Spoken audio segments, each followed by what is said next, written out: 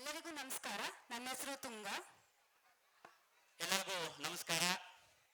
ಈ ಸುಂದರ ಸಂಜೆಯ ಶುಭ ಗಳಿಗೆಯ ನಮ್ಮ ಅರಿವು ಹಬ್ಬ ಇಂದು ಇನ್ನೇನು ಕೆಲವೇ ಕ್ಷಣಗಳಲ್ಲಿ ಪ್ರಾರಂಭ ಆಗ್ತಾ ಇದೆ.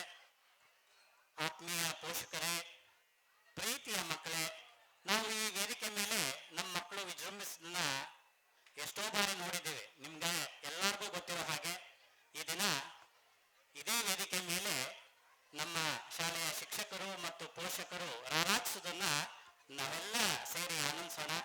ಮಕ್ಕಳೇ, ಎಲ್ಲ ಮಕ್ಕಳು ಸಹ ದಯಮಾಡಿ ಕುಳಿತು ಈ ಕಾರ್ಯಕ್ರಮವನ್ನು ಆನಂದಿಸಬೇಕು.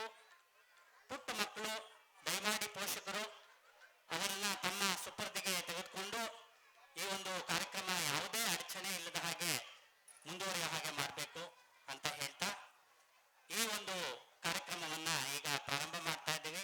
ತುಂಗವ್ರೆ, ಚಂದಗಾಣಿಸಲು ಬಂದಂತಹ ನಿಮ್ಮೆಲ್ಲರನ್ನು ಹಾಗೂ ಈ ಕಾರ್ಯಕ್ರಮದ ಪ್ರಾಸ್ತಾವಿಕತೆಯನ್ನು ನಿಮ್ಮ ಮುಂದೆ ಪರಿಚಯ ಮಾಡಿಕೊಳ್ಳಲು ಬರುತ್ತಿದ್ದಾರೆ doctor MC Manohar, managing trustee ಅರಿವು. ಇವರನ್ನ ನಾವು ವೇದಿಕೆ ಮೇಲೆ ಬರಮಾಡಿಕೊಳ್ಳೋಣ.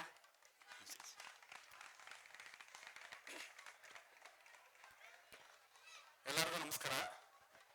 ನಾನು ತುಂಬಾ ಬೇಜಾರು, ಯಾಕೆಂದ್ರೆ ಜನ ಇಲ್ಲದೆ ಇದ್ದಾಗ ನನ್ನ ಮಾತಾಡಕ್ಕೆ ಕಳೀತಾರೆ ಪ್ರತಿ ವರ್ಷನೂ. ಮೊದಲಿಗೆ ಇವತ್ತು ಮುಖ್ಯ ಅತಿಥಿಗಳಾಗಿ ಬಂದಿರೋ ಶ್ರೀಯುತ ಅಶ್ವಿನಿ ರಂಜನ್ ಅವ್ರನ್ನ ಅರಿವು ಟ್ರಸ್ಟ್ನ ಪರವಾಗಿ ಮತ್ತು ನಿಮ್ಮೆಲ್ಲರ ಪರವಾಗಿ ಸ್ವಾಗತಿಸ್ತೇನೆ ನಾನು. ನಮಸ್ಕಾರ. ಹಾಗೇನೆ ಶ್ರೀಮತಿ ಶುಭಾ ಸಂಜಯ್ ಅವರು ನಮ್ಮ ಜೊತೆ ಇವತ್ತಿದ್ದಾರೆ. ಅವರಿಗೂ ಕೂಡ ಅರಿವು ಟ್ರಸ್ಟ್ನ ಪರವಾಗಿ ಮತ್ತು ನಿಮ್ಮೆಲ್ಲರ ಪರವಾಗಿ ಸ್ವಾಗತವನ್ನ ಕೋರ್ತೇನೆ. ಮತ್ತೆ ನೀವು ಬಂದಿದ್ದೀರಾ, ನಿಮಗೂ ಅಷ್ಟೇ ಎಲ್ಲರಿಗೂ ಸ್ವಾಗತ.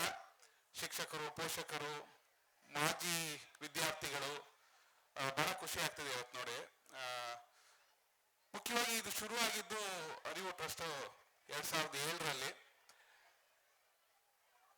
ಇಲ್ಲೇ ಪಕ್ಕದಲ್ಲಿರೋ ರಾಘವೇಂದ್ರ ಫಾರ್ಮ್ ಅಲ್ಲಿ ನಾವು ಈ ಶಾಲೆಯನ್ನ ಶುರುಬೇಕು. ಕನ್ನಡ ಮಾಧ್ಯಮದಲ್ಲಿ ಒಂದು ಒಳ್ಳೆ ಶಾಲೆ ಮೈಸೂರಿನಲ್ಲಿ ಇಲ್ಲ ಅನ್ನೋ ಉದ್ದೇಶದಿಂದ ಇದನ್ನ ನಾವು ಸಮಾನ ಮನಸ್ಕರು ಸೇರಿ, ಸುಮಾರು ಒಂದು 50 ಜನ ಸಮಾನ ಮನಸ್ಕರು ಸೇರಿ ಸಹಕಾರಿ ತತ್ವದಲ್ಲಿ ಇದನ್ನ ಶುರು ಮಾಡಿದ್ದೀವಿ. ಇದನ್ನ ಈ ಕ್ಯಾಂಪಸ್ ಬಂದು ನಾವು 2012ರಲ್ಲಿ ಬಂದಿದ್ದು. ಇದು ಸ್ವಂತ ಜಾಗ. ಇದಕ್ಕೆ ತುಂಬಾ ದಾನಿಗಳು ನಮಗೆ ಸಹಾಯ ಮಾಡಿದ್ದಾರೆ. ಇದನ್ನ ಬಿಲ್ಡಿಂಗ್ ಕಟ್ಟಕ್ಕೆ, ಜಾಗ ತಗೊಳಕ್ಕೆ, ಮತ್ತೆ ಇದೆಲ್ಲ ಕೂಡ ಸಹಕಾರಿ ತತ್ವದಲ್ಲೇ ಆಗಿದೆ. ಮತ್ತೆ ನಿಮ್ಗೆ ಈಗಾಗಲೇ ಗೊತ್ತಿರೋ ಹಾಗೆ ಸುಮಾರು 5 ಬ್ಯಾಚ್ನ ವಿದ್ಯಾರ್ಥಿಗಳು ಶಾಲೆಯಿಂದ SLC ಮುಗಿಸಿ ಹೊರಗಡೆ ಹೋಗಿದ್ದಾರೆ. ಬಹಳ ಒಳ್ಳೊಳ್ಳೆ ಕಲೆ ಕಲಿತಾ ಇದ್ದಾರೆ, ಮತ್ತೆ ತುಂಬಾ ಖುಷಿಯಾಗಿ ಕಲಿತಾ ಇದ್ದಾರೆ. ಮತ್ತೆ ಕೆಲವರಾಗಲೇ ಕೆಲಸ ಮಾಡಕ್ಕೂ ಶುರು ಮಾಡಿದ್ದಾರೆ ಈ ಮಾಜಿ ವಿದ್ಯಾರ್ಥಿಗಳು. ಮತ್ತೆ ಈ ಅರಿವು ಹಬ್ಬದ ಕಾನ್ಸೆಪ್ಟ್ ಹೇಗೆ ಶುರು ಆಯ್ತು ಅಂತ ಹೇಳ್ತೀನಿ. ಇಡೀ ವರ್ಷ ಮಕ್ಕಳು ಒಂದಲ್ಲ ಒಂದು ಸಾಂಸ್ಕೃತಿಕ ಚಟುವಟಿಕೆಯಲ್ಲಿ ಭಾಗವಹಿಸಿರ್ತಾರೆ. ಆದರೆ ಪೋಷಕರು ಯಾವ್ದ್ರಲ್ಲೂ ಭಾಗವಹಿಸ್ತಾ ಇಲ್ಲ ಅನ್ನೋ ಒಂದು ಯೋಚನೆ ಶುರು ಆಯ್ತು. ಅವ್ರಿಗೆ ಅವಕಾಶ ಮಾಡ್ಕೊಡೋಕ್ಕೋಸ್ಕರ ಮೊದಲು 1-2 ವರ್ಷಗಳಲ್ಲಿ ನಾಟಕ ಮಾಡಕ್ ಶುರು ಮಾಡಿದ್ರು. ಹಾಗೇನೆ ಅದ್ರ ಜೊತೆ ನೃತ್ಯ ಸೇರ್ಕೊಂತು, ಹಾಗೇನೆ ಹಾಡು. ಈಗ ಎಷ್ಟಿದಾಗಿದೆ ಅಂದ್ರೆ ನಾವು 30 ನಿಮಿಷ ಹಾಡಿದ್ರೆ ಇಲ್ಲ 20 ನಿಮಿಷ ಮಾತ್ರ ಹಾಡಿ, 1.5 ಗಂಟೆ ನಾಟಕ ಇದ್ರೆ ಇಲ್ಲ ತುಂಬಾ ಜಾಸ್ತಿ.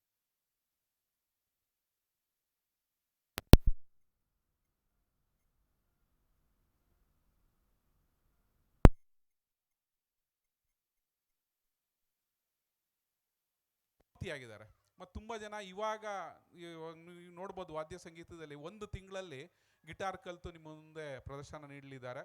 ಮತ್ತೆ ಅದು ಆ ಹವ್ಯಾಸ ಮುಂದುವರೆದು ಅವರ ಜೀವನ ಪರ್ಯಂತ ಇರುತ್ತೆ. ಮೊನ್ನೆ ಯಾರೋ ಹೇಳ್ತಾ ಇದ್ರು, ವೃತ್ತಿಗಿದೆ ನಿವೃತ್ತಿ, ಪ್ರವೃತ್ತಿಗಿಲ್ಲ ನಿವೃತ್ತಿ ಅಂತ. ಅಂದರೆ ನಮ್ಮ ಹವ್ಯಾಸಕ್ಕೆ ಯಾವತ್ತೂ ರಿಟೈರ್ಮೆಂಟ್ ಇಲ್ಲ, ನಮ್ಮ ಪ್ರೊಫೆಷನ್ಗಿದೆ. ಸೊ ಆ ಥರ ಬೇರೆ ಬೇರೆ ಹವ್ಯಾಸಗಳನ್ನ ರೂಢಿಸ್ಕೊಂಡು ಅವ್ರ ಮಕ್ಕಳಿಗೆ ಮಾದರಿ ಆಗ್ತಿದ್ದಾರೆ. ಇದೆಲ್ಲ ನಿಮಗೆ ತೋರಿಸೋ ಒಂದು ಸಂಭ್ರಮ ಅರಿವು ಹಬ್ಬ. ಮತ್ತು ಈ ನೆಪದಲ್ಲಿ ಅವರೆಲ್ಲರೂ ಒಟ್ಟಿಗೆ 1-1.5 ತಿಂಗಳು ಜೊತೆಗೆ ಕಳೀತಾರೆ. ದಿನ 1-2 ಗಂಟೆ ಪರಸ್ಪರ ಬಾಂಧವ್ಯ ಬೆಳೆಯುತ್ತೆ, ಸಂಬಂಧ ಬೆಳೆಯುತ್ತೆ, ಯೋಚನೆಗಳನ್ನ ಹಂಚ್ಕೊತಾರೆ, ಮತ್ತು ಸ್ನೇಹ ಜಾಸ್ತಿ ಆಗುತ್ತೆ. ಇದೆಲ್ಲ ಉದ್ದೇಶದಿಂದ ಈ ಅರಿವು ಹಬ್ಬ ಮಾಡ್ತಿರೋದು. ಇವತ್ತು ಒಂದು ದಿನ ಸುಮ್ಮನೆ ಸಾಂಕೇತಿಕ ಅಷ್ಟೇ. ಆದರೆ ಅದ್ರ ಹಿಂದೆ 1.5 ತಿಂಗಳು ಶ್ರಮ ಇದೆಯಲ್ಲ, ಜೊತೆಗಿರೋದಿದೆಯಲ್ಲ, ಆ ಸಂತೋಷ ನಾವು ಇದೆಲ್ಲ ಹೇಳೋಕ್ಕಾಗಲ್ಲ. ಅದನ್ನು ಅನುಭವಿಸೇ ನಾವು ನೋಡಬೇಕು.